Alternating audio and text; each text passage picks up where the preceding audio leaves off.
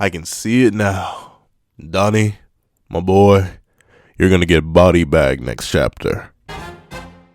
Before we hop into this review of chapter 14 of Florence of the Apocalypse, please do me a favor and leave your own thoughts on the chapter in the comment section down below. Leave a like and subscribe if you haven't already. Now, let's get into it. What's up guys, I got the pencil here, and here we are to review chapter 14 of Four Knights of the Apocalypse, which is known as the Lonely Young Lady, aka the drippy new character. Actually no, this character has sauce, but enough of that, let's actually get into the chapter itself. So, we basically open up with Ironside talking to Duke, hold on, what is his name? Like, we barely see him this chapter, but to be fair, we barely see Anne this chapter too. So we open up with Duke Galdin. He is speaking with Ironside, and Ironside's asking for something very, very interesting, which is the Coffin of Eternal Darkness. Now, the thing is, I'm very, very intrigued to see the return of this thing, because, especially since the movie is centered around the giant craftsman Debuzu, who crafted the Coffin of Eternal Darkness for Merlin thousands upon thousands of years ago at this point.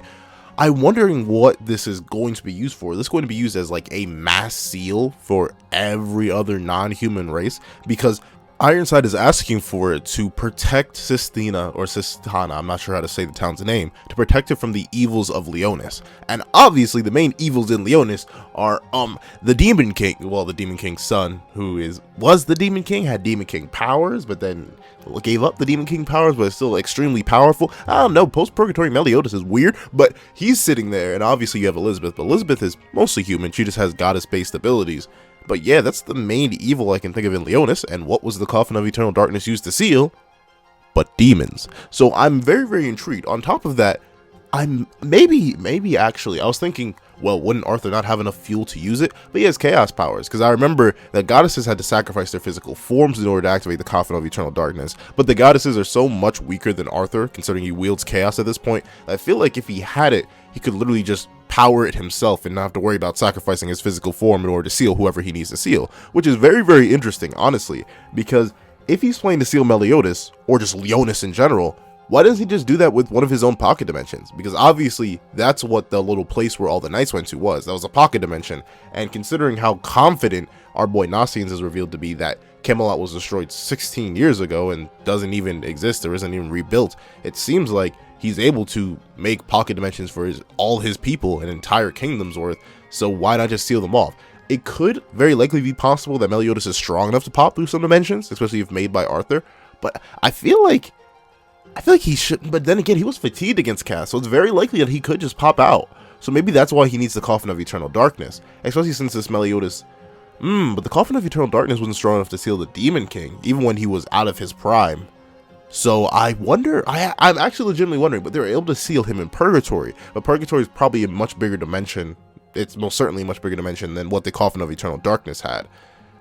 I'm very, very intrigued with what they want with it, because if they're trying to seal everybody, I feel like the Coffin of Eternal Darkness is a bit too small, but then again, Arthur could be using that as like a basis just to study its magic, and then amp it up to seal all non-human races, but at the same time, he could just be trying to use the original thing.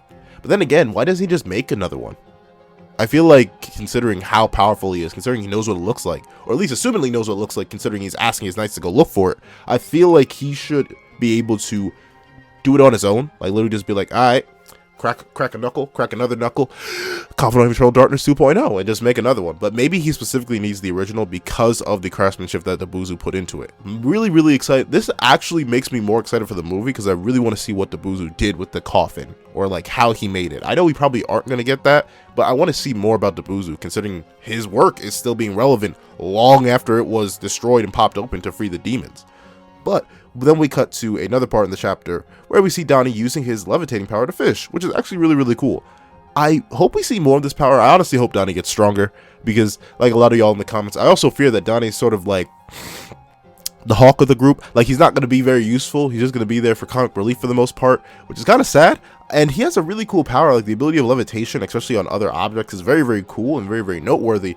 But I don't know, I'm afraid my boy's just going to get body bagged eventually, like next chapter, in fact. But regardless of that, I feel like we should get more of Donnie, and Donnie should get stronger. But honestly, this is my favorite part of the chapter, if I'm being real. I like Anne's introduction, and mainly I like seeing Ironside again, because he's way closer than Percival ever imagined, especially if they're this close to Sistana. I'm kind of shocked. I mean, maybe it's only demons that can sense it from like far, far away. We haven't necessarily, no, maybe we've seen humans of weaker caliber sense magic from miles upon miles away. So maybe not. I feel like Ironside, I mean, Percival's strong though. I feel like Ironside should be able to sense Percival, especially considering he knows what his son would, he would be able to recognize his son's old magical energy, considering it'd probably be similar to his own, and or he's already fought it before. But then again, he never fought an awakened Percival. He only fought baby Percival. So maybe he can't sense his magic, or it feels different. But I feel like he should be investigating. I'm sorry, I'm getting so weird and deep into semantics. I'm just wondering why. But we see that Percival doesn't have control over his little mini-me's, which is interesting. Because I was assuming that Percival had control over them. He just couldn't put them away. Like his magic was like, nah, buddy, I ain't going back in that cage. But no, it appears like these won't listen to him. Like they're gonna be their own little people, which is interesting enough. Honestly, I'm assuming these are either like little fragments of Percival's memory, which is why they have some sort of independent consciousness, or if they're just controlled by Percival's subconscious. Considering their abilities and their potency as his magic seem to be based around his own imagination, I wouldn't be surprised if like he just spawned a little army of hymns because he's something that he constantly thinks about, even subconsciously, and thus that's why they're all sort of independent. And considering, actually no, Percival kind of does listen well. So I wonder why these ones don't listen. Maybe it's just like the little rebellious side of Percival manifesting itself in these little mini hymns. Another interesting thing, they're magic and thus don't really have an internal ecosystem, but at the same time they can react to poison. As Nasian's tests and finds out, they change colors. And I wonder if like they can become poison bombs. Like I don't know, like could one just run at somebody, latch onto them, and suddenly they're covered in poison, or could one like hop in somebody's mouth and just be like bleh, and just fall out and just enter poison. I feel like this is going to be noted. The reason I'm putting so much emphasis on this is I feel like it's going to be something that's brought up later. Like it's going to be a combo tactic between Nasians and Percival, where Nasians fills one of the little hymns up with poison, Percival throws it, and someone accidentally eats it or something like that, and it's going to be useful. Because I feel like it's a little neat trick that we're finding out that isn't just going to be a side joke like it is in this chapter. Another interesting thing to note, Sin is telling Nasians not to do that, not to experiment on the little Percivals, and I wonder if that's like a byproduct of these Percivals still being connected to the main Percival, or Sin is just afraid of them taking on the characteristics of Nasian's poison and just maintaining that and accidentally giving Percival another power. Because we know Percival's ability does adapt and like absorb whatever he gets hit with, like he absorbed Taliscar's lightning bolt and use it against them. So I wonder if this little Percival's gonna like run out of poison, or if it's just gonna permanently have that poison property and just thug around with it. If it thugs around with the poison property, I feel like this is gonna be useful, but at the same time, if it just absorbs it and like gets it out of its system, at the same time, I think that could be useful, just because once again it's a temporary amp which Percival could use later. However, another thing to note is that we finally get to see the magical sword that his grandfather had, and he activates it and makes it grow by using the word Ouroboros. And if y'all remember, I believe it was the Ouroboros that was on Meliodas? Hold on. Yes, indeed, it was Meliodas. So he had the Ouroboros symbol on him, or at least a variation of it. So I wonder why this code word is what activates the sword. And obviously it's a magic sword, no matter what Percival's grandfather called it to not scar Percival.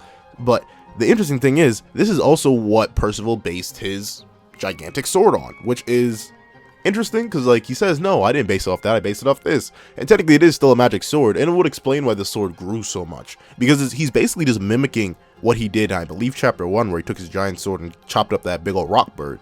And he's apparently also a master cook, which is cool to see. I really like that. However, another thing I really like is the idea that all these weapons, not all these weapons, these magical gears that he's wearing, like the cape and the helm, they also all have magical properties. Because like I was just focusing on the sword. I just thought the helmet and cape just had like magical properties, as in they were like extra defensive, like they were stronger than they looked. But who knows, they may actually have like full on abilities that can be used later on. Like, I don't know, the helmet could grow into like a full suit of armor, the cape could allow Percival to fly later on, something like that. I'm wondering what other properties these have, because it's strange that they keep pointing it out. Like Nasian's mentioned it earlier, and he's mentioning it again. Like there's so many times where these things are being noted, but I don't know, kind of intrigued. I can't wait to see what those things do, because I feel like the Ouroboros knife is just the start of it all. However, another thing, I'm glad Nasian's pointing out, yo, Nasian's is the best character in Four Knights of the Apocalypse. I remember I thought he was I thought he was evil, but I'll admit, no, I really like him a lot, because now he's calling Sin out in his mess. He literally says, regarding that, I still have my doubts. Camelot fell 16 years ago, but it's both still around and accessible from the kingdom of Leonis. And like, Sin doesn't even back up what he said. He just looks away like, darn, there's a smart one with us now. I shouldn't be this stupid. And I love how Sin literally just looks away, doesn't say anything. He doesn't even defend himself. And obviously, I'm assuming he's lying. Like, there's got to be some ulterior motive. I still can't trust Sin, because he seems way too shady. But the thing is, Percival trusts Sin, which is nice, but Percival trusts everybody, so it's not unique. I'm glad Nasians is here. But another thing I love, I honestly, like, I don't know if you all have seen Seven Deadly Sins Abridged by the Seven Deadly Smucks. Please go watch it. Because the relationship between both Nasians and Donnie is the exact same relationship Abridged King and Abridged Gother have. Like, Abridged Gother is Nasians, and Abridged King is Donnie. I feel so bad for my boy, because he just gets clowned on by everybody. Nasian's like, Donnie goes to explain, yeah, I was in a circus troupe, I hope they're worrying about me, I hope everything's alright. And Nasian's like, I really don't know. I've checked the stars, the planet, the future, the past, and the present, and I still can't find out where I asked. And Donnie's like, please just listen to me. I don't know, I find their dynamic hilarious. And another thing that we find interesting is that I feel like this was mentioned before. Merlin makes the spell beads. She made all of them.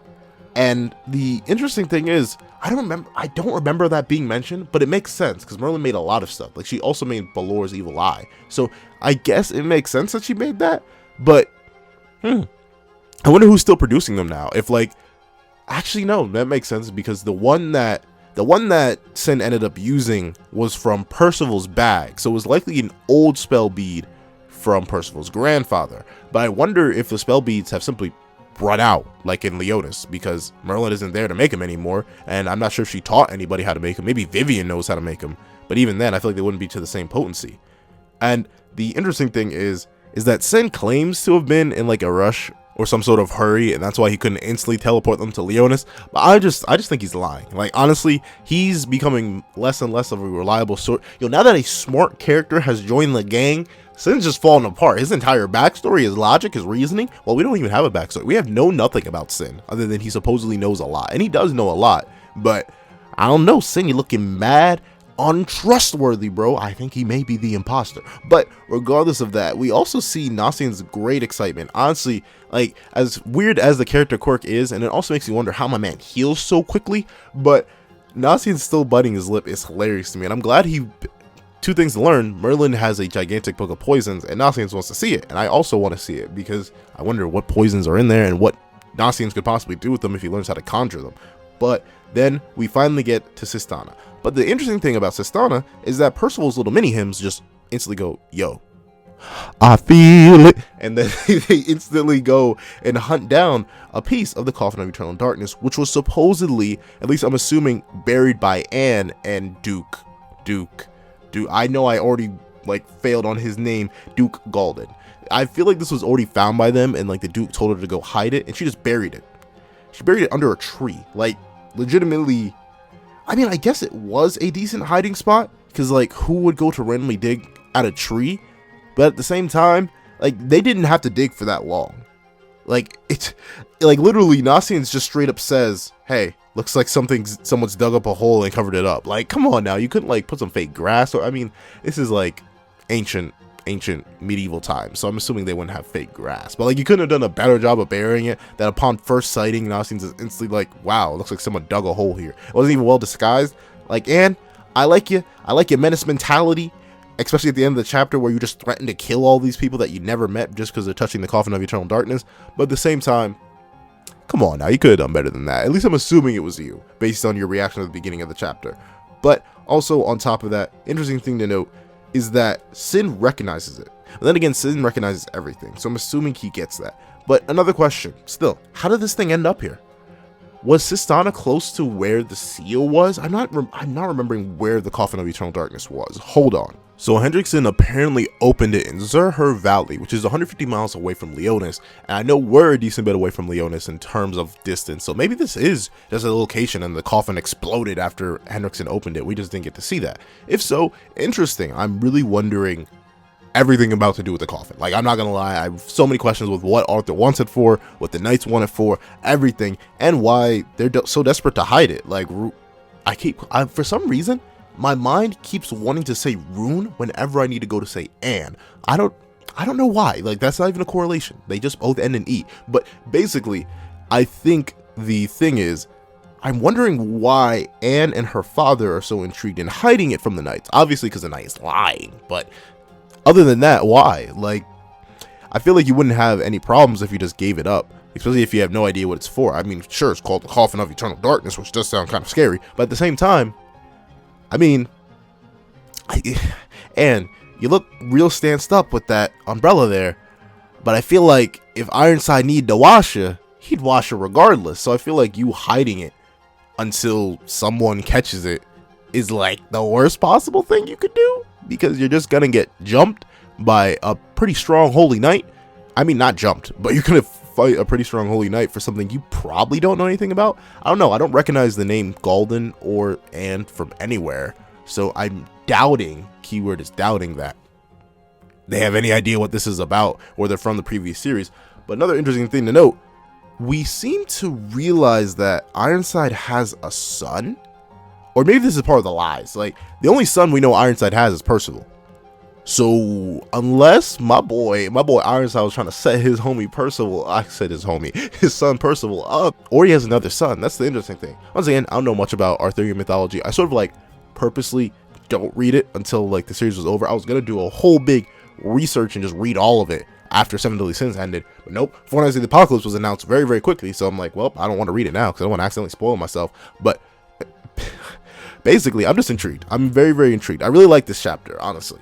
I'd say this is a solid 9 out of 10 chapter, just because, actually, no, I think this is a 10 out of 10, because it gives me, like, everything I want out of Seven Deadly Sins type content, Seven Deadly Sins fame, Four Knights of the Apocalypse fame, except for, like, a fight. But even then, I don't really mind the fight not being there. I actually seriously enjoy character interactions in Seven Deadly Sins, and this chapter gives me all of that. It gives me introductions to 2 new characters that seem rather interesting, even though Galden looks evil as every other fake lord in the series, basically. But Anne, his daughter, seems really, really intriguing. I love how she's able to tell that Ironside is just a menace. I'm glad that we get to see Ironside again. We have hintings of him possibly either having another son or just lying again, which is always intriguing. We get the Coffin of Eternal Darkness mentioned. We get to see Donna using his powers in a cool way. We get to see all the mini Percivals being used in different interesting ways, learning more about them. We get to see the Ouroboros knife. This chapter is honestly chock full of so much content. We learn about Merlin creating the spell beads, the poison books. We have so much information in this chapter, and I really, really like it, and it leads for a lot of cause for speculation.